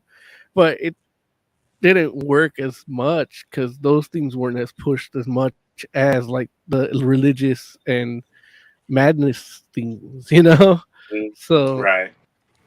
that's just the flaw of it. But yeah, 3.25 for me. Just like I said, Got it. it's like I said, I like Right. Lovecraft more than More than Jay. That's fun. yeah. All right, cool. Yeah, I'm gonna give it a 2. But I think you hit the nail on the head there, Mo, where it's like the story itself wasn't a bad story. It was just more about the execution of it and some of the acting that took place. I think like You might have been able to rescue it with a better lead, but I don't know. The guy's actually pretty good. Like you've seen him before, like in 4400. He was the guy in 4400 that was like, he was like kind of like mentally challenged, and then it turns out that he was like the conduit to the aliens. Like he was help making technology. And he was like protective. He was protective of Summer Glau. You remember? And then once everything works, he's like a super genius. Huh? Go ahead. I'm sorry. Yeah, like so it was once it all gets sorted out. Like he's like a genius guy, you know. So the guy and in that he's great, and that came out around 2001. So it's not like he went to acting school after. Right. You know, but again, it's just weird. the direction. Yeah.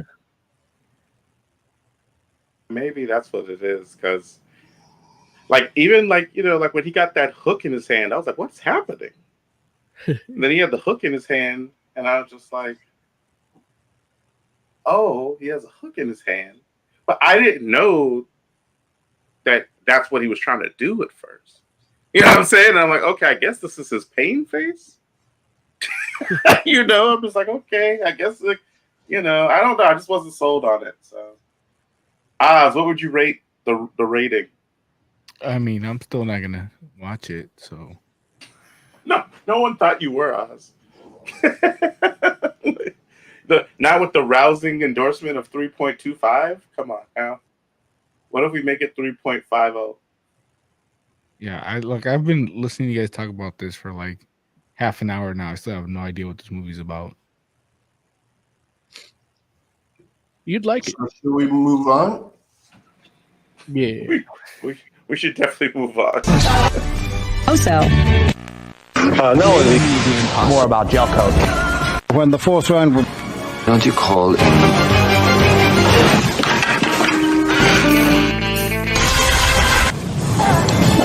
Does it look good already? Jumbo Scampi for limited. I like it. All right. Harley Quinn Valentine's Day special. Mose Magnum, why don't you tell us what it is? This is he's leaving already. Harley Quinn Valentine's Day special is I call it a OVA, kind of like these animes do in between seasons. So I that's what I call it, because it's just a one-off movie that kind of fits into the world that they've set up, but it's a one-off story involving most of the characters, if not all, in different situations that may not affect the continuity as a whole. But it's just a little good moment in time in them. In comics, they did, because they actually did like a Harley Quinn Valentine's Day special. I think they do one every year with the Palmiotti and Amanda Conner book. And so they're doing that, and it's can think of it from a comic perspective, like an annual or something like that, a little one shot. Yeah. This one happens to take place on Valentine's Day, and it's Harley Quinn essentially trying to give Poison Ivy her best Valentine's Day ever. And she only got the top 3, so she starts trying to up the ante. Yeah, that pretty much sums it up. I think this technically counts as like the next episode of season 3, or at least like I feel like on HBO Max that's how it was listed. Like it wasn't. Yeah. Its own thing, even though it probably should be. And I know Jay had some issues with that too. We might talk about that. It's almost an hour long too. Yeah. Which the Harley Quinn episodes are usually like 30 minutes, right? Yeah. Yep. Yeah. So, but no, definitely, it's unique, but it's interesting that HBO Max at least just has it listed like, oh, it's the next episode of season 3. A new episode drop. So, Oz, how did you feel about the story? I liked it. There's actually like 3 stories going on. Clayface annoys the hell out of me now. Like, I Does get he? why he was there. He just does, and I get why he was there, and there is a payoff, but like every time he was on the screen, I just wanted to fast forward. I didn't because it's important to the plot, but it just annoyed the hell out of me. I didn't like Captain Boomerang's cameo because I feel like at that point they should know who each other is.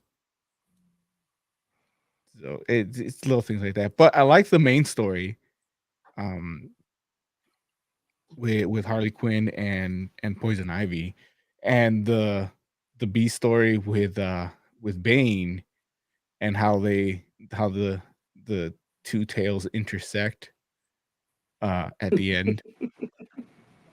Like, and Bane is another one of those characters where he's great in small doses, but you give him too much time and he does start to get on the annoying side. But they did just enough weird things with him that like I didn't even have time to think about that. You know, it's just Right. like there's moments where I'm just sitting there like, what the hell is going? What am I watching? Like I get what I'm watching, but what am I watching? Like how is this? Right. How did this even get made? Who approved that? And why are Right. there so many flowers in the way? Yes, they definitely had strategic use of objects in the foreground to cover up or to censor the nudity. But at the same time, I feel like it was definitely done in a stylized way that, like, most of the time it was played for jokes. No, it was done. It was done very well. The way they covered the strategic covering was actually made complete sense, even when it's just planned. Like with Poison Ivy, and you know she's excited. Yeah, that stuff could happen. And then Mhm. when other characters are naked, like there's the obvious jokes, but then there's other times where it's just like I wasn't expecting that to be there, but Right. I'm not shocked by it being there. I Right. get it, and I don't know what he was complaining about. uh, Moses, what about you, man? How did you feel about the latest Harley Quinn? I mean, I loved it. I love their story. I love how hard the show's going on the romance with those two. Even though like DC kind of did the weird edict thing Mm-hmm. with the no bisexual Poison Ivy and all that. So Right. yeah, I'm enjoying that. And then I like Clayface, like the whole thing with him trying to kiss his own ass. Like I thought was really funny and weird. And then the Bane stuff, like him not liking grammar or not liking the poor use of grammar, was really interesting. I feel like they really like get these things that these characters are, you know, like Clayface, like yeah, a piece of him goes missing, and then it becomes a little girl, and then it has to become reabsorbed, and he cares for that little girl a certain degree because it's a part of him. And then here it's a similar concept that you've seen it done awesome, and it's his ass. Uh, then you got Etrigan, and he's like rhyming, and even the style, the way they choose to rhyme, it's not even like poetry. It's like, oh, it's $4.99, you know, like Right. it was like Etrigan was amazing. yeah, and even his design, like they didn't like redesign nothing. Like it was straight up Etrigan. Like I wish they would have done that for Sandman, the TV show, you know, because that's what I wanted to see in Sandman.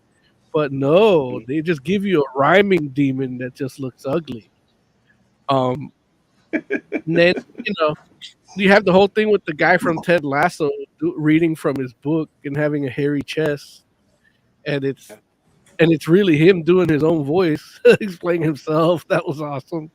And then and John Stamos playing Etrigan. Like, yeah, I liked every aspect of it. Even like going to Etrigan because to get like potions and shit, like that little weird antique store. Like that's like the Jason Blood thing, and it's like, yeah, they read the comics and subvert them, and then give you the things that if you read comics you can get. And I really enjoy. I feel like this episode did it more than the whole series sometimes as a whole. So that's what I really enjoyed about this, and the story itself was good too. But that wasn't a issue going into this series this episode. How about you, man? How'd you feel about the Harley Quinn Valentine's Day special? Well, for the most part, it was okay. I mean, I had some issues. I'm not a huge fan of censorship. Right. We did mention that while you were away for a hot second. So you didn't appreciate the strategically placed flowers or billboards and all that stuff? No, the flowers were weird, but no, those I got. There was the window. I forget what you call the wood that's joins the panes. Like that, I thought was weird and a little much. And with Bane, they just straight up censor him. And while yes, the aftermath is funny, like when he's got a truck on it, I feel like I don't know, just not a big fan of censorship. But the objects, yeah, the flowers were fine. But the window thing seemed a little odd. Got you. Yeah, I mean, I will say that characters definitely have grown on me, even though they take some liberties, but they have grown on me. Yeah, the Bane stuff I actually did find funny. At the same time, I definitely understand where Oz is coming from, where I do and agree. Like Bane is better in small doses, but there was like definite points of the story where Bane wasn't there because it didn't like I think they were trying to like space it out. I did find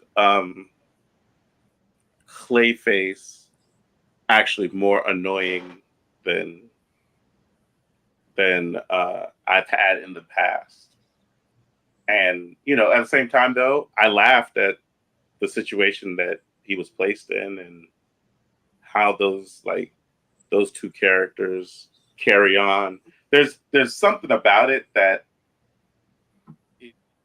like funny and an interesting and good idea, but then there's also like if there were less Clayface scenes in this episode, I wouldn't have been mad at it. Let's put it like that. Yeah, so, the thought of what like the situation is funny. Right. It's just his mannerisms kind of get on my nerves real quick. Like I need him in the smallest doses. Yeah. But yeah, I mean, I feel like it set a little bit of a direction for maybe some of the episodes to come. But we'll see, because who knows? Like Mo mentioned, it could just be like its own little pocket thing. But yeah, I don't know that it will be. Harley Quinn wasn't canceled, right? That's still getting another season. As far as I know, like I don't think it definitely didn't get canceled. Maybe it didn't get renewed officially yet either, though. I don't know. No, there's a season 4 coming sometime this year. Oh, there you go. There you go. Oh, so that means that this is probably season 3, just in its own. This is 'Cause- the. Okay. Because when is season 3 coming out? Season 3 is already out. Season 4 is the next one. Okay. This is the last or the latest episode of season 3. Oh, okay. It's like 11, right, Jay? Yeah. Oh, apparently there was already a trailer released for season 4. Oh, I don't remember that. So,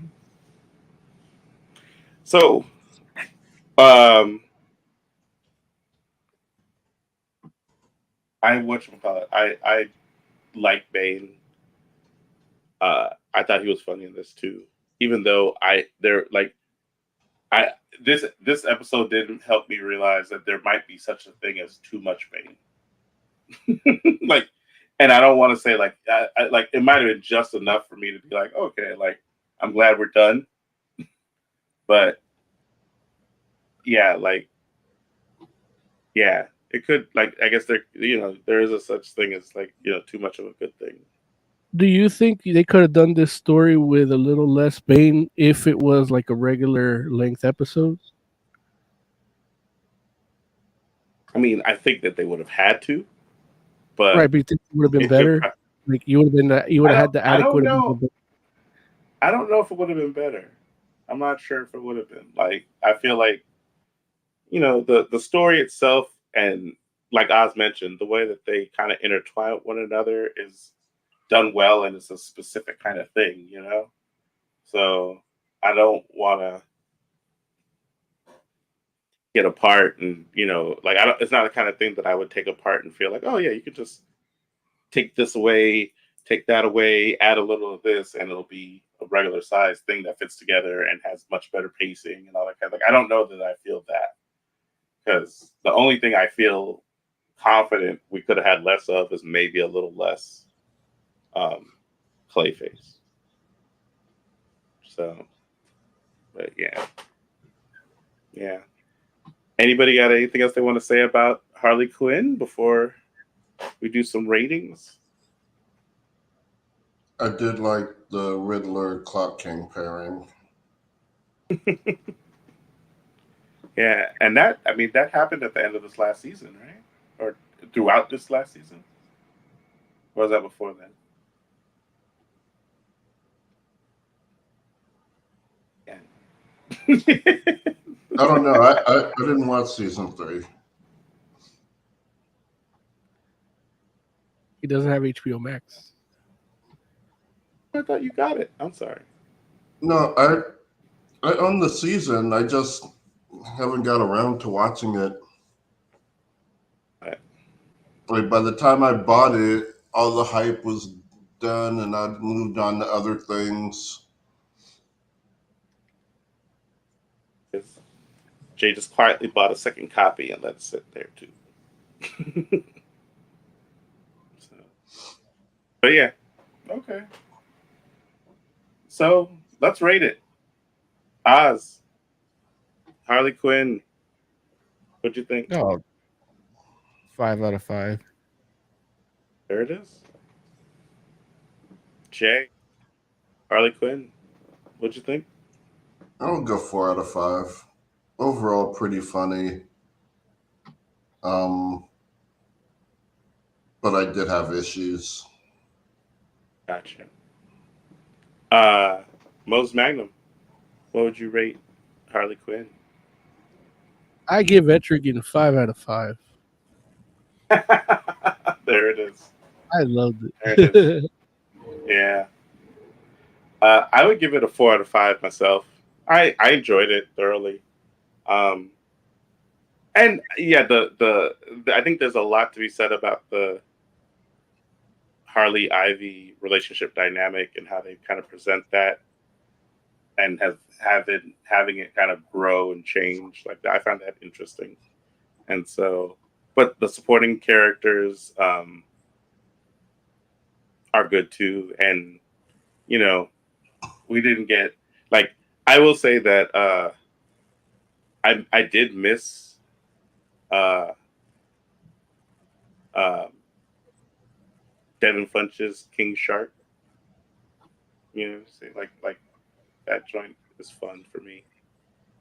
Um, but you know, like there's only so much you can fit in at once, right? So yeah, and whatchamacallit wasn't in it either, right? Oh wait, did I? Well, you know what? I thought King Shark had a brief like with a woman shark thing.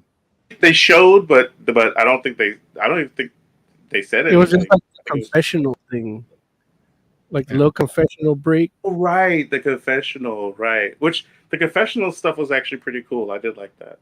I didn't like that it was Superman and not Clark Kent. Gotcha. But that's kind of what the show does. Like it's what it's supposed to be, and it does what it does. You know, but it's enough. Like it's more about what Lois Lane said than about it being Superman or Clark Kent. Yeah, that's the gag. Yeah. But yeah, so cool. So we got a little bit of time left before we I'm decide upset. to get out None of of you here. guys told me there was new Doom Patrol. Oh, yeah. Sorry. New Doom Patrol. Nah, it's too late now. I'm mad about that movie, The Whale. The movie, what movie? The Whale. The Whale, because everybody's all like, "Oh, Brendan Fraser it saved his career." And it's like, man, you never watched him fucking like leave all those voicemails for his daughter in that one episode of Doom Patrol. Like this motherfucker emoted so much. I don't even know if it's him in the suit, but that means the physical actor that's interpreting his voice and him are working together so seamlessly to make this character a douchebag at first and now a fucking lovable father and then changing his own daughter in his eyes. And that's literally the fucking plot of The Whale. Really? Yeah. I didn't know that. That's funny. Then they're like, oh, well, what did Darren Aronofsky see in you? Why did he think you could do this? And I'm like, it's fucking Doom Patrol, but nobody wants to say it's fucking Doom Patrol. Like nobody wants to give that shit credit, you know? Right? No. I give think you that. I mean, Brendan Fraser has done some really good movies, but it's been for a while, especially after he had those issues with Hollywood. So, but when he came back for that, I was like, fuck, dude. And then The Whale, it's like, dude, like it's literally like Cliff. I think maybe on Howard Stern it kind of brought it up, but it's not so much as like, oh, I used some of those techniques I found there, but it's like it's more of like the characters that he likes to see people really resonate with people. And he just mentioned Cliff, and but I knew who Cliff is, this character, right? Unless that's George of the Jungle's like real name. If people really loved Brendan Fraser as much as they say they do, they'd be trying to get Batgirl released. Yeah, I heard him talk about that too. He's Firefly in there. Yeah.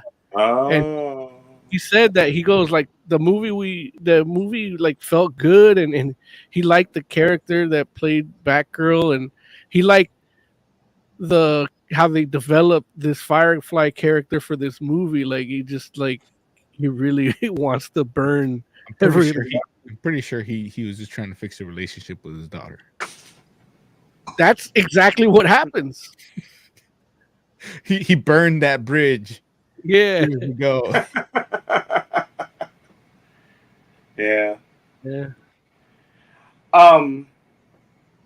Changing subjects, even though I agree with you about Doom Patrol. It's amazing. And Brendan Fraser does act his ass off in that joint. Among other people, I mean, like that whole cast is actually pretty amazing.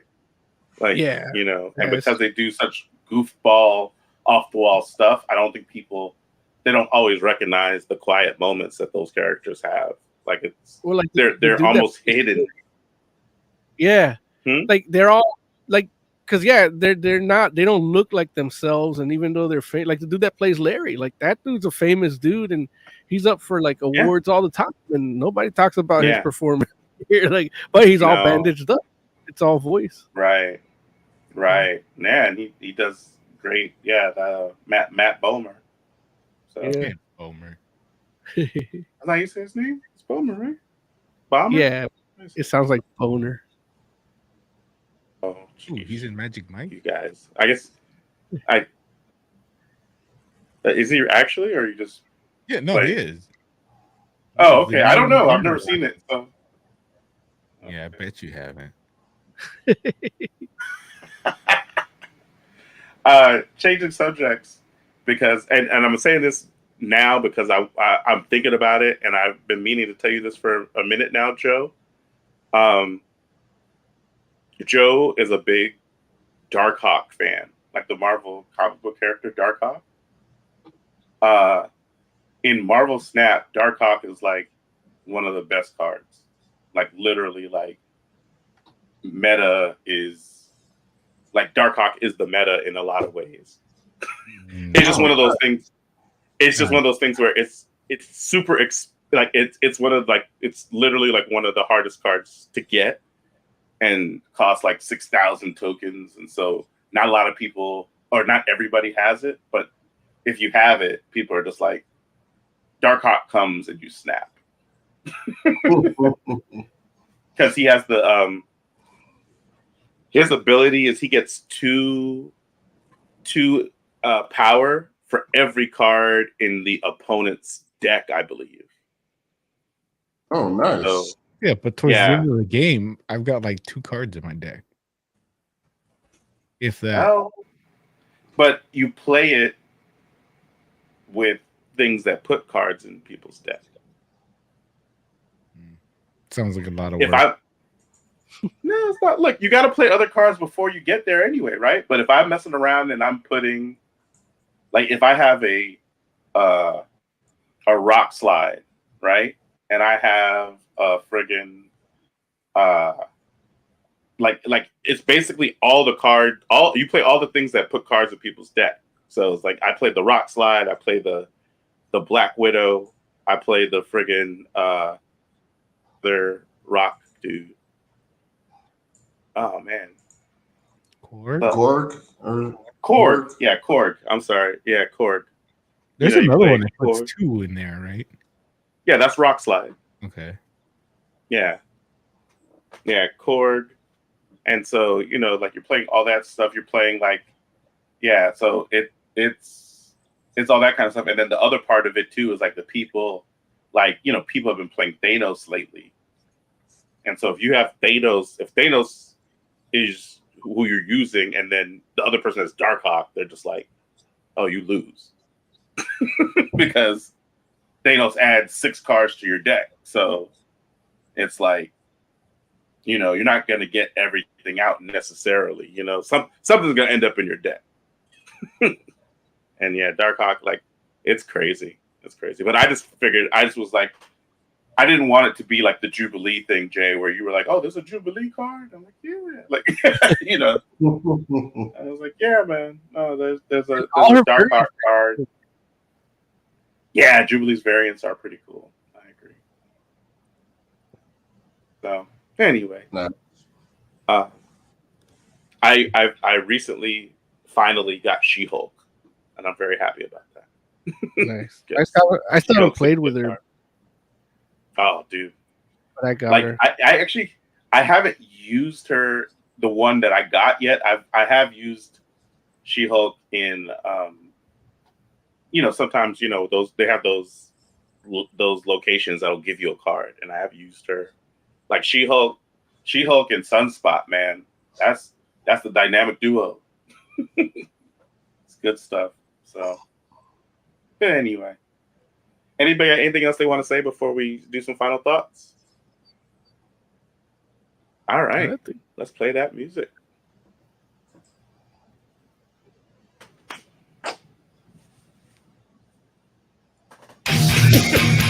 Yeah.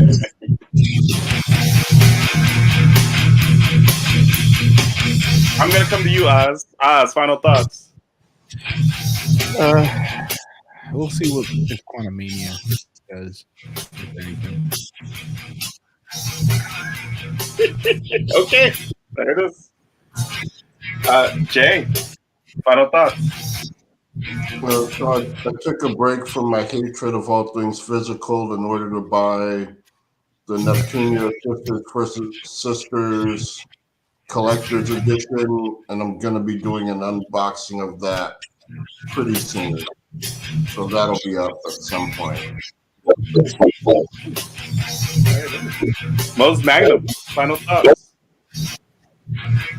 Yeah, man. We got another Oz's package coming up, among other things, later this week. So subscribe, like, hit the bell, and stay in touch with what we got for you coming down the line. For the entire Fantastic Forum, thank you all so much for hanging out with us. We do appreciate you. We will be back next week. In the meantime, go ahead and let us know what you like, what you don't like, what you want to see more of. We'll listen, and we'll take it into account and bring it to you in a show coming up. So until then, we're the Fantastic Forum. Good night.